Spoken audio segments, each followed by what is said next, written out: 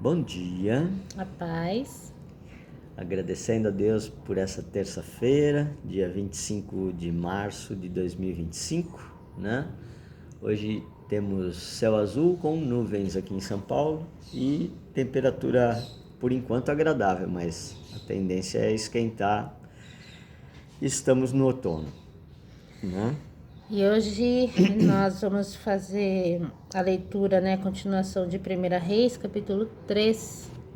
Então, no capítulo 2, o domínio, né, de Salomão foi consolidado e agora ele começa a tomar as primeiras decisões por si só.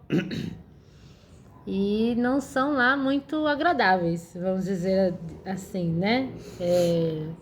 Vamos lá? Vamos lá. Salomão fez um trato com o faraó, rei do Egito, e se casou com a sua filha. Aí é que já pega. Por quê? Porque o Senhor sempre recomendou ao povo dele que fizessem casamentos entre si, devido ao, ao fato de preservar a fé, né? Porque se você se casa com pessoas que têm uma fé diferente da sua, né, é possível, né, a taxa é muito alta, inclusive, de que você passe a praticar aquilo que a pessoa pratica, né, adorando outros deuses, por exemplo. E a primeira lei, né, que foi dada em mandamento para Moisés é: ame a Deus Acima de acima todas de as tudo. coisas. Não siga outros deuses. Então Salomão, por receio, talvez com a questão de diminuir chance de ter guerra com o Egito e com outros povos, essa foi só a primeira, mas ele foi casando com várias mulheres de vários outros povos, né? E de certa forma ele teve uma certa paz ao longo do seu reinado. Paz e prosperidade. Sim, mas ele quer dizer, ele entra em paz com o mundo e em guerra com Deus. E a gente precisa olhar e trazer isso para nossa vida, né? Quantas vezes a gente não quer entrar em contenda, a gente não quer botar os limites para o mundo, né? Ou para pessoas que se opõem ao que Deus, né, pede para nós. E é uma falsa paz, né? Então, para não entrar na treta, eu acabo cedendo, né? E eu desagrado aquele que é o único que merece, de fato, o nosso amor, a nossa atenção, a nossa lealdade, né? Então, isso só já na primeira frase aqui já traz tudo isso de reflexão para nós. Ele trouxe a mulher à cidade de Davi até terminar a construção do seu palácio, da casa do Senhor e do muro ao redor de Jerusalém, né? Nessa época, o povo de Israel oferecia seus sacrifícios sobre altares feitos nas montanhas, né? Que também era um hábito pagão, né? Tinha lá o tabernáculo, sim, né? Então a gente acompanha isso na leitura dos profetas antigos, que todos os cultos pagãos eram feitos em montanhas, e quando vinha um juiz ou alguém que era temente a Deus, ele ia e destruía todos os altares pagãos nas montanhas. Depois de Salomão a gente vai ver vários reis também que alguns fizeram aquilo que agradava a Deus, mas não destruía os altares das colinas, né? Ou seja, não era 100%, mas alguns sim foram lá e destruíram tudo. Bom, por que o templo... perdão. Então ele oferecia seu sacrifício sobre altares feitos nas montanhas, porque o templo em honra ao nome do Senhor ainda não tinha sido construído, o que não é desculpa. Mas, né, tinha a tenda, né? E o Salomão amava o Senhor e seguia todas as instruções de seu pai Davi. Então é possível alguém amar ao Senhor e fazer aquilo que ele não quer? A gente tá todo dia fazendo isso. Sim, somos seres humanos, né? Tem coisa que a gente faz sabendo que não é para fazer, e outras que é totalmente inconsciente, que a gente ainda está na ignorância, né? Porque cada um está na sua jornada, entendeu? E o Senhor, ele não só entende isso, como ele se antecipa às nossas necessidades. Vocês vão ver agora nos próximos versículos que o Senhor aparece para Salomão em sonho, né? Já ali falando, filho, o que você quer? Né? Porque estava faltando sabedoria para Salomão. Se Salomão continuasse governando daquele jeito, né?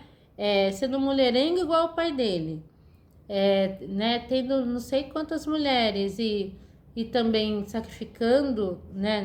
nas colinas, ia faltar justiça para governar o povo, entendeu? Então, ali Salomão teve a oportunidade de diminuir a chance de erros, né? E aí entra também outra reflexão aqui. Ele fala, ele estava fazendo tudo que o pai mandava, tudo que o pai falou. Mas, gente, a palavra é legal, mas o exemplo arrasta. Davi fala, olha, siga os mandamentos. O que tá lá no mandamento? Não pode cometer adultério, né? Mas qual foi o exemplo de Davi? Entendeu? Então, assim, Jojo tá aqui. Quer vir aqui no colinho da mãe? Vem cá. Muito do que a gente ensina para ela, sabe, falando, não vai ter a mesma força daquilo que ela vê a gente fazendo. Sim. Né? Não adianta nada eu virar para ela e falar, filha, todo dia, pega a sua Bíblia, vai ler. Vai ter sua comunhão com Deus, se né? ela não vê isso. Se ela não visse a gente debruçado na Bíblia todo dia, entendeu? Então, aqui é importante ressaltar essa questão, porque se a gente não pega nos detalhes, né? A gente deixa passar.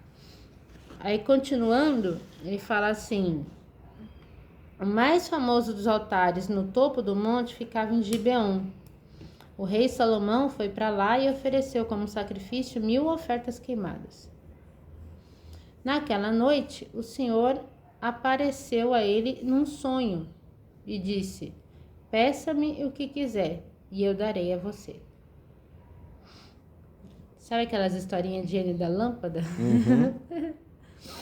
Mas aqui era uma coisa, né? E não era um gênio, né? Era Deus. Salomão respondeu, o Senhor foi muito bondoso para com seu servo, o meu pai, Davi, porque ele foi honesto, verdadeiro e fiel ao Senhor, e obedeceu aos seus mandamentos, ou pelo menos a maioria deles.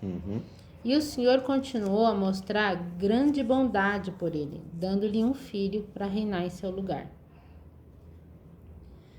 Agora, Senhor, meu Deus, o Senhor fez o seu servo reinar em lugar do meu pai Davi, mas eu sou como um menino pequeno que não sabe andar sozinho, né? E aí a gente lembra aqueles versículos lá no Evangelho que Jesus fala, sejam como as crianças, né?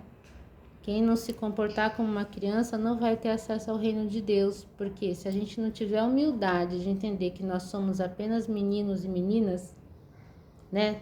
Que não sabem o que estão fazendo, e que a gente precisa de Deus para tudo, a gente não vai conseguir entrar lá não, né? E aqui está o seu servo no meio do seu povo escolhido, uma nação tão grande que nem se pode contar. Lembra o recenseamento de Davi, né? Que só entre os homens que podiam ir para a guerra eram mais de 1 milhão, fora as famílias deles e tudo mais. Então, dá ao seu servo um coração compreensivo, de modo que eu possa governar bem o seu povo e prudentemente discernir entre o que é certo e o que é errado, pois quem é capaz de julgar esse seu grande povo, né? Filhinha, senta lá que agora tá pesando um pouquinho. Ela não passou muito bem na escola hoje, veio para casa. Quer ir descansar lá no quarto? Sim. Quer? Então vai lá, tá? Pode, leva isso daqui. Perdão, gente. O Senhor se agradou com o pedido de Salomão.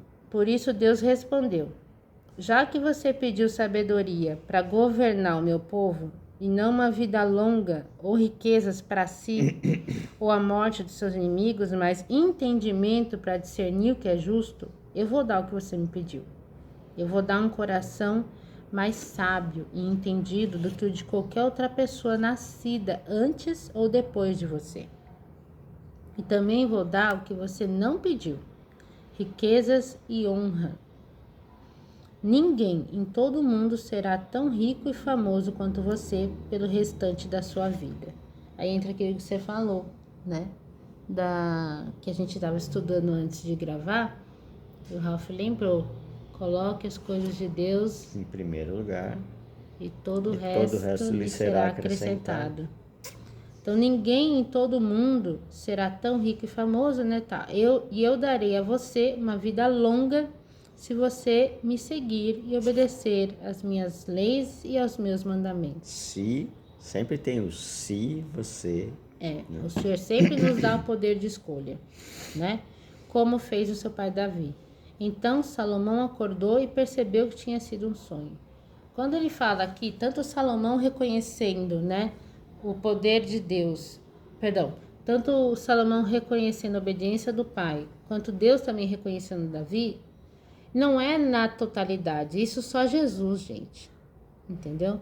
Mas ele reconheceu que sim, na maior parte das vezes, Davi honrou a Deus, né? E tinha um coração ensinável, né? E ele queria fazer de Salomão, né, alguém ainda maior, porque o propósito é esse, é que a próxima geração, né, sirva ainda mais do que a nossa. Em seguida, ele voltou a Jerusalém e foi ao tabernáculo.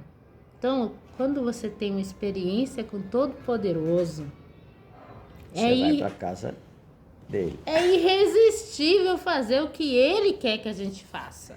E não aquilo que dá na telha, não aquilo que os nossos antepassados faziam, que era costume, mas que a gente sabe que não é aquilo que Deus quer. Entendeu? Então, olha só a diferença, né, de conduta. Uma coisa é o meu pai aqui da terra falar: filhinho, faz isso, assim, assim, assim, assado. Opa. Aí, batendo na mesa. Eu saio fazendo as coisas, né, de acordo com a sabedoria humana. Com aquilo que eu tenho dentro de mim, com aquilo que eu via o rei fazendo, né? Mas depois que o nosso verdadeiro pai aparece para nós, seja em sonho, seja em visão, seja numa experiência real, face a face, né? Aí, meu amigo, não tem para ninguém. Aí tudo começa a fluir dele através de nós, né? Então ele vai direto para o tabernáculo. Lá ele se colocou diante da arca da aliança do Senhor e ofereceu sacrifícios de ofertas queimadas e ofertas de paz, no lugar certo, né? Então convidou todos os seus oficiais para um grande banquete. Logo depois disso, 2 prostitutas compareceram diante do rei para ele resolver uma discussão entre elas. A tradução está colocando prostitutas aqui, mas enfim. É que na versão, quem oferece a sua carne sem estar casada ou sem estar com a bênção de Deus, é colocada num mesmo cesto. Certo? Então, quando ele chama o povo de Deus lá nos profetas, o meu povo age como uma prostituta, ou seja, está se vendendo aos outros povos por causa de poder, dinheiro, posição social e esquecendo que eu sou o Deus que dá tudo. Você não precisa buscar aos outros, obedeça a minha lei, tema a Deus, respeite ao único que pode realizar tudo aquilo que você necessita na terra. Tenha paciência para aguardar o tempo dele e não o seu. E aí sim vai ser feito. Tá dito aqui. Salomão foi até um outro local oferecer 1000 cordeiros e não sei o que, com toda a pompa. E aí, depois disso, Deus aparece em sonho. Coisa que muita gente diz: Deus não aparece em sonho, Deus não dá visão, Deus, ele faz tudo. Que ele quiser. Desde que você o busque verdadeiramente. Mas voltando, desculpa. Salomão diz ali, eu sou um menino no sonho. E ele era imaturo. Ele estava começando o seu reinado. Diferente de Davi, que bateu a cabeça durante uma vida inteira, né? E 40 destes anos ficaram sobre o reinado do povo, né? Quando Davi sai de cena e Salomão entra, ele pode ter acompanhado muita coisa que Davi fez, mas ele não realizou as coisas. Ele não assumiu para ele as coisas como um homem. E aí Davi diz para ele, haja como um homem, com coragem e sabedoria. Honre a Deus e os seus mandamentos que foram dados para Moisés. Né? E aí cai naquilo que a Lígia falou. Ele diz, faça o que eu digo, mas não o que eu fiz. Mas o exemplo para as crianças que ficam guardadas na mente é aquilo, poxa, meu pai fez isso. Meu pai, que eu vejo, né? Meu Deus está lá, eu vou honrá-lo sempre, né? Eu respeito, mas meu pai fez aquilo. Então, se ele fez, eu também posso. Ou não, às vezes também o fato de Davi ter feito o que fez, mas também ter sido homem para assumir e corrigir e arcar com as consequências, também foi um bom exemplo para eles. Mas né? Salomão não estava vivo naquela época. É verdade. Mas ele ficou sabendo. Saber é uma coisa, viver é outra.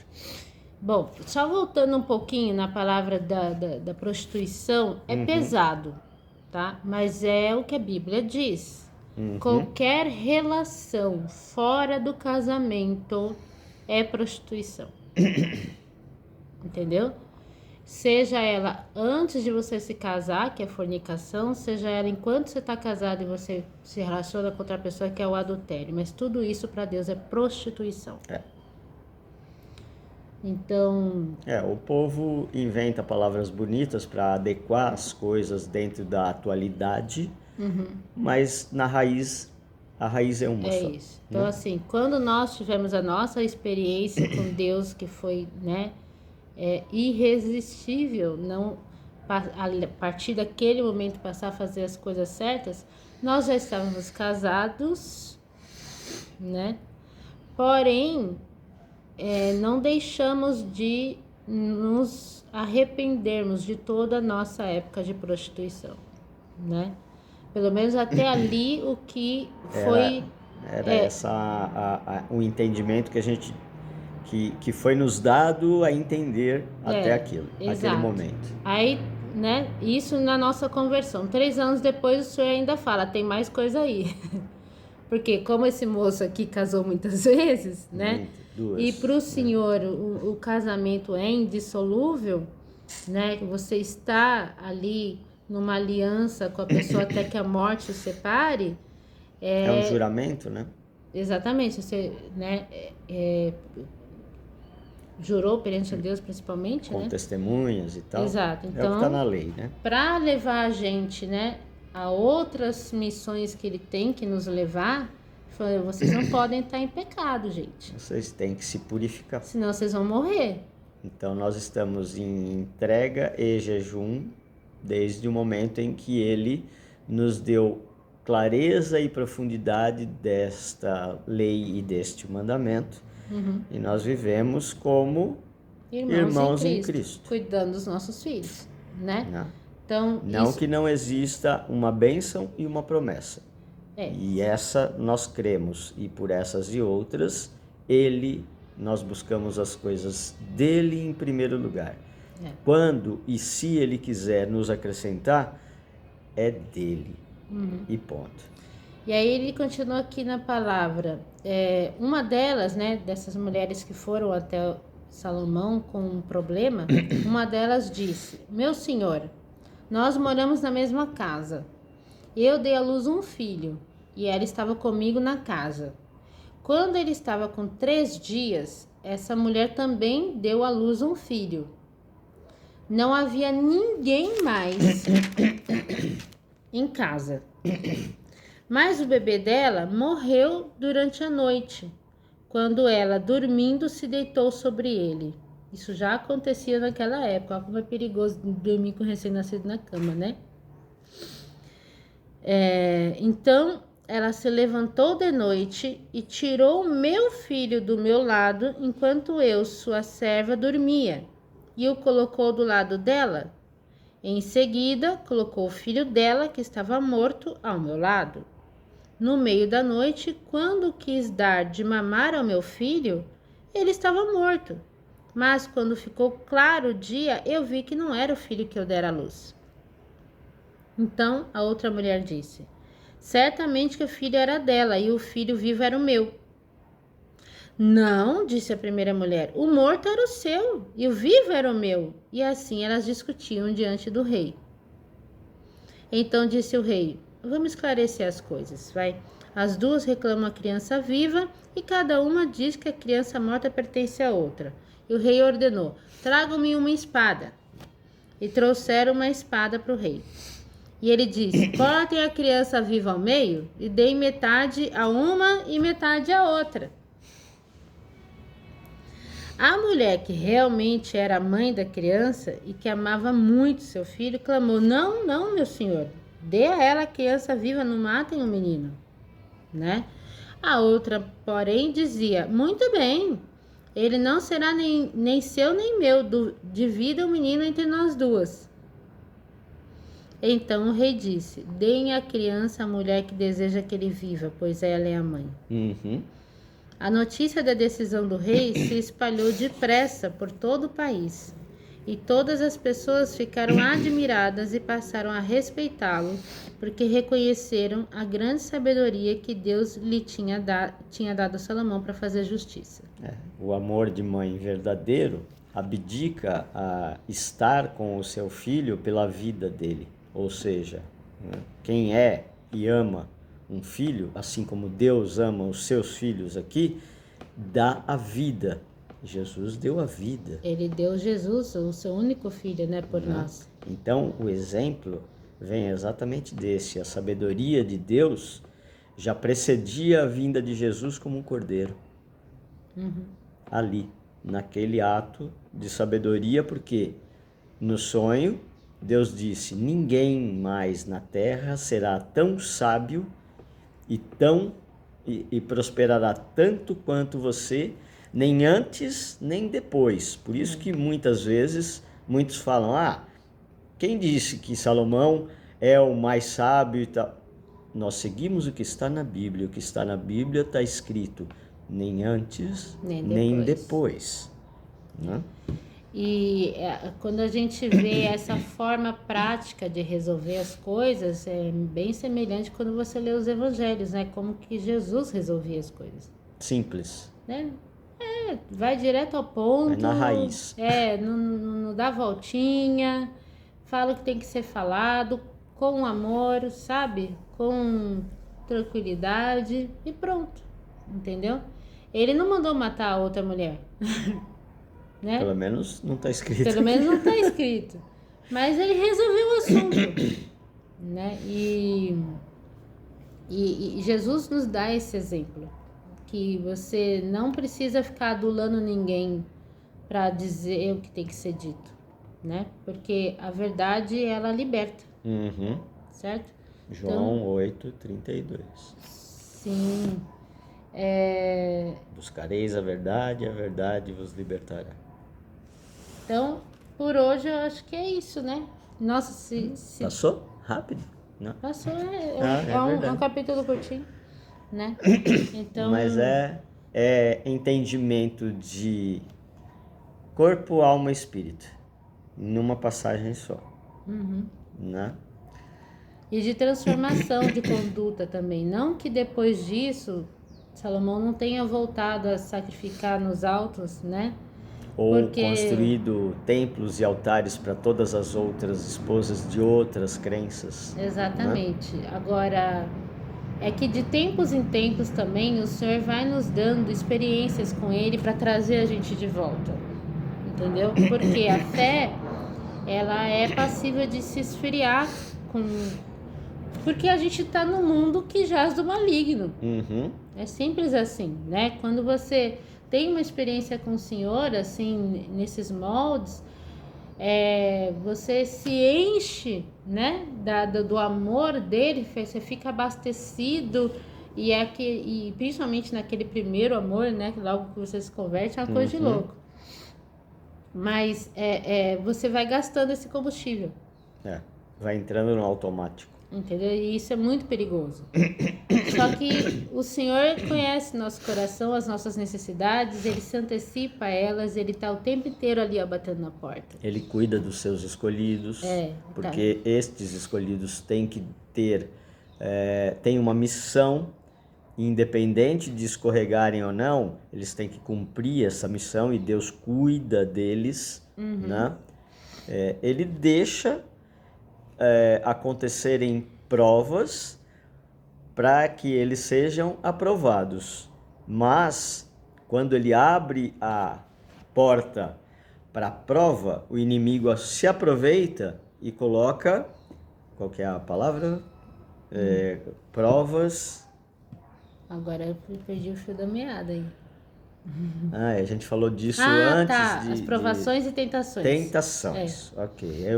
A minha cabeça esquece algumas palavras. A minha, então. Mas eu recorro à minha biblioteca viva aqui, né? Então existem as tentações que são do inimigo e as provas. Deus não dá tentação. Deus abre a porta para prova, para provar que você consegue. E ele sabe que a gente sozinho não consegue. Quando você recorre a ele, ele te dá a força e a sabedoria. Isso tudo está à sua disposição, é só pedir. Jesus dizia, peça e ele vos concederá. Exato. Né? Se for dentro daquilo que tem para sua missão aqui, para a honra e glória do nome dele. Tanto que bateu o pedido de Salomão com a vontade de Deus, né? Ele queria que o povo fosse governado por uma pessoa justa naquele período, e aquele período era o período do rei Salomão. E é para a gente ter certeza absoluta que tudo que nós pedirmos a Deus, que aquilo que a gente está pedindo se encontrar com aquilo que Ele quer para nós, assim, a gente pede um cisco, Ele vem e acrescenta uma avalanche, entendeu? Salomão não podia passar pela cabeça dele tudo que ele iria poder viver, sabe, usufruir, porque o Senhor concedeu. E ainda assim, no final das contas, ele fala, tudo é ilusão, né? Importante realmente foi viver na companhia do Senhor esse tempo todo, temer a Deus e guardar seus mandamentos. Dentro de toda a sabedoria que Salomão recebeu, ele foi um estudioso, um buscador de muitas coisas. Ele criou muitas coisas, escreveu muitas coisas. Dentre elas, coisas que até hoje são utilizadas em treinamento de inteligência emocional, de gestão de pessoas, gestão administrativa de negócios. Eu fiz vários cursos, nós já fizemos cursos nessa busca antes de encontrar verdadeiramente com Jesus. E em todos os lugares, depois que a gente começou a ler a Bíblia e ler Provérbios e ler Eclesiastes, que são direcionamentos do homem, princípios de como viver corretamente dentro das leis, o que fazer, o que não fazer. Muitas das citações que nos estudos e nos treinamentos que eu fiz, eu olhava e falava, a base daquele treinamento foi montada em cima disso que foi escrito por Salomão lá atrás, há vários mil anos atrás. Nem todo mundo dá o crédito, e a pessoa não dá crédito, nem cita, nem segue, mas conhece a palavra. Às vezes cita o Napoleão Hill e tal, mas Salomão que também nada, foi lá buscar da fonte, né? Então a gente tem que conhecer a raiz. E a raiz de tudo é um só, é Deus, o nosso Criador, que criou os céus e a terra, todos os seres vivos e toda essa complexidade que existe no universo. As pessoas costumam dizer, os estudiosos falam, corpo celestial, que são as estrelas. Por que ele diz corpo celestial? Porque existem tantas estrelas quanto as células de um corpo. Por que a gente chama o nosso corpo e vários irmãos juntos de o corpo de Cristo, a igreja de Cristo? Porque nós estamos nele como um corpo e ele sente cada um de nós como uma célula dele. Deus é a mesma coisa. Então, ele está em nós, ele sabe de tudo antes da gente pensar, né? Não queira esconder as coisas de Deus. Ele te inspirou agora, hein? Amém, Pai. Amém. Então, que vocês tenham um ótimo dia. Se Deus quiser, amanhã a gente volta. Até mais.